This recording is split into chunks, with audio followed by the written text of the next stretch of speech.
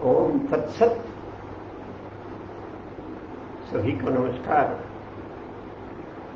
आइए पितामह से एक और कथा सुने। श्रेष्ठ जीवन में प्राणियां,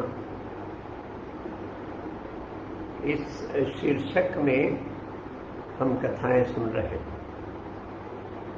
भारत देश के दक्षिणी छोर तमिलनाडु केरल का जो प्रदेश है, वहाँ मुख्य रूप से 3 राज्य होते थे, चेर, चोल और पांड्य।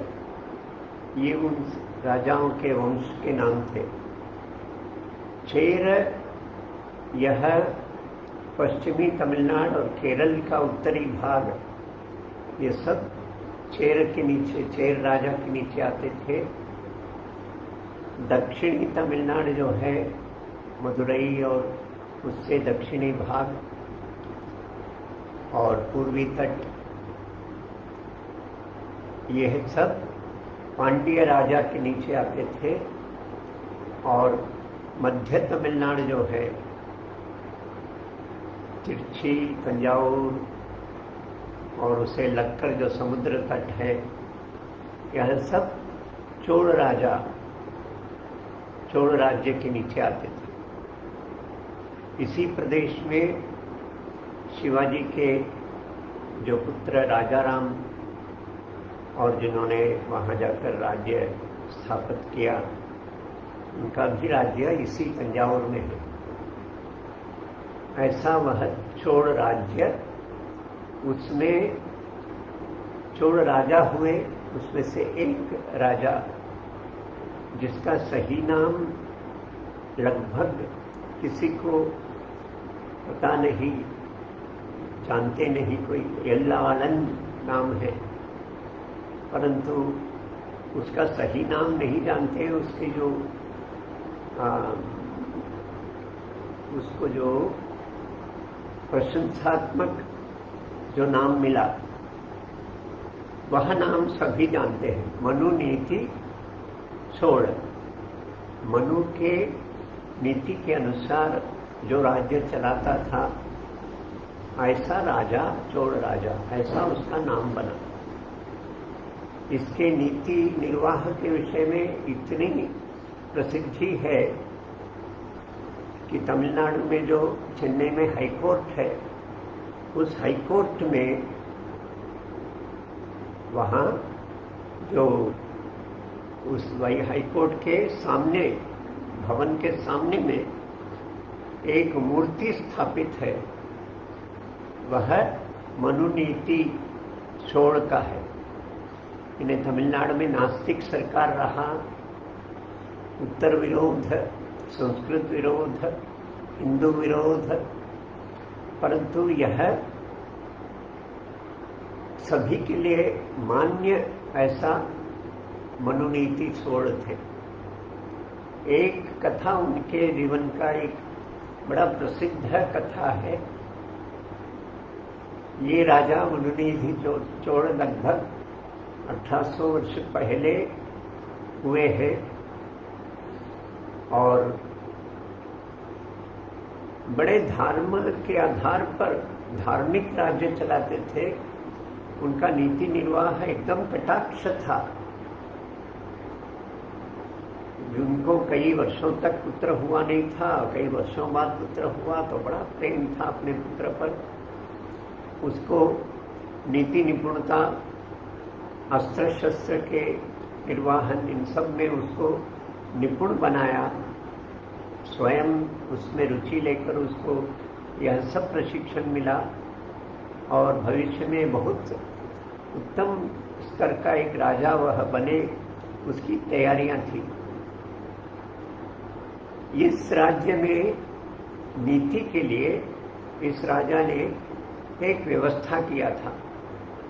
तो उन्होंने कहा सभा में सबसे कि भाई कोई भी मुझे मिलना चाहता है, मेरे विरुद्ध या अधिकारियों के विरुद्ध, मंत्रियों के विरुद्ध किसी भी प्रकार के उनके मन में जो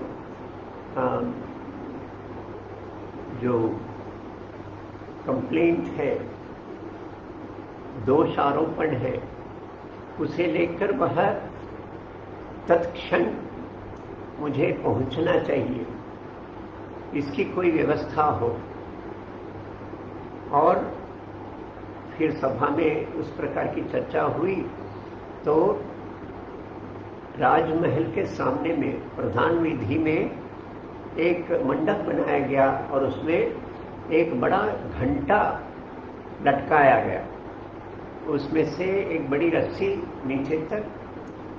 तो किसी भी व्यक्ति किसी के भी विरुद्ध कोई आरोप ले जाता है, कोई मन में व्यथा ले जाता है, तो वह घंटा बजाएगा और तुरंत राजा वहाँ उपस्थित होंगे, वही दरबार लगेगी और उसको न्याय मिलेगा। ऐसी एक व्यवस्था थी। पर राजा का धार्मिक राज्य परिपालन एकदम उत्तम था, प्रजा को राजा के प्रति स्नेह था, इसलिए कई दिनों कई वर्षों तक उस घंटे का नाद कहीं सुनाई नहीं दिया। ऐसे में एक दिन जो राजकुमार है उसका नाम था वीधि विशंभर, और वह रथ लेकर जो पाथ है राजपथ, उसमें तेजी से रथ दौड़ा रहा था, चला रहा था। जैसे अपने देश के जो राजकुमार हुए संजय गांधी, कहते हैं कि अपने घर से हरियाणा में अपने मारुति उद्योग तक बहुत तेजी से गाड़ी चलाते थे। रास्ते के बाजू में सोए हुए गरीब झोपड़पट्टी के कुछ लोग मर भी जाते थे, और ऐसा उद्दंडता के साथ राजकुमार चलाते हैं। वह जो पद है जिस पर वो बैठते हैं, वो पद के साथ साथ यह उद्दंडता मिल जाती है। यह वैसे अच्छा था, सात्विक गुण था, परंतु अहंकार किसे नहीं छोड़ता। तो वह तेजी से चला रहा था, तो एकदम अनपेक्षित एक गाय का बछड़ा रास्ते पर आ गया और वह यह रथ के पहिए में कुचलकर मारा गया। तो यह तो बड़ी वेदना हुई। वैसे यह बच्चा राजकुमार अच्छे हृदय का है, तो वह आंखों में आंसू लेकर वहीं बैठ गया उस बछड़े के पास, मरे हुए बछड़े के पास। जो माता गाय है उसने आंखों में आंसू थी, देखा क्या करे, तो वह जाकर वह जो राजवीधि वहाँ जो लगा हुआ घंटा है उसको बजाने लगती है। कई वर्षों बाद जब घंटारवम जो होता है, तो राजा वहाँ राजमहल में अंदर में थे, उनको सुनाई दिया, तो वहाँ से तेज गति में वे तुरंत वहाँ उपस्थित हुए। देखा तो एक गाय है, तो गाय वहाँ घंटा के उसके रस्सी छोड़कर चलने लगी, तो राजा भी उसके पीछे पीछे चलते गए। गाय जाकर वहाँ रुकी जहाँ बछड़ा मरा हुआ था और राजकुमार पास में बैठा हुआ था। तो जिसने किया है वह तो सर्वसाक्षी सभी के सामने पकड़ा गया है। राजा को अपने पुत्र के प्रति इतना प्रेम था, परंतु उसने वहीं दरबार बिठाया और यह न्याय दिया कि राजकुमार भी उसी ढंग से मारा जाना चाहिए। जिस प्रकार यह बछड़ा मारा गया, उसी प्रकार रथ के पहिए में उछलकर मारा जाना चाहिए। बाकी राजा के जो अधिकारी थे, मंत्रीगण थे, एक एक ने रथ चलाना मना कर दिया।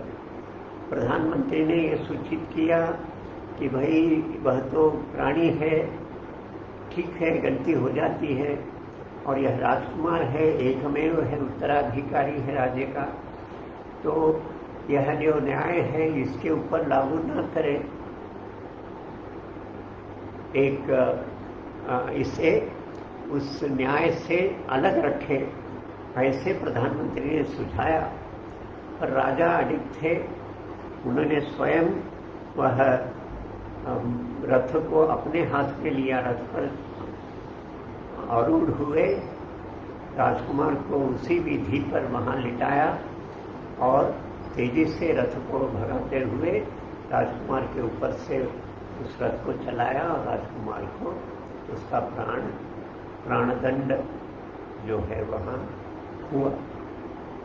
उसके बाद कहानी ऐसी है कि उसको शिव जी की कृपा होती है और वहां बछड़ा और यह राजकुमार दोनों को पुनर्जीवित हो जाते हैं, ऐसी कथा है। परंतु इसमें इस प्रकार का न्याय दिया, यह सत्य है और उसके कई प्रमाण कविताओं में और मुनियों के वचनों में यह है। इसीलिए वह मनुनीति जो नीति दिया है, उसकी मूर्ति आज के अपने हाईकोर्ट में, उच्च न्यायालय में एक उसकी मूर्ति रखी गई है, चेन्नई। वाह। तो आज की कथा हम यहाँ समाप्त करें। कल पुनः एक और कथा के साथ हमारी भेंट होगी। तब तक नमस्कार। ओम तत्सत।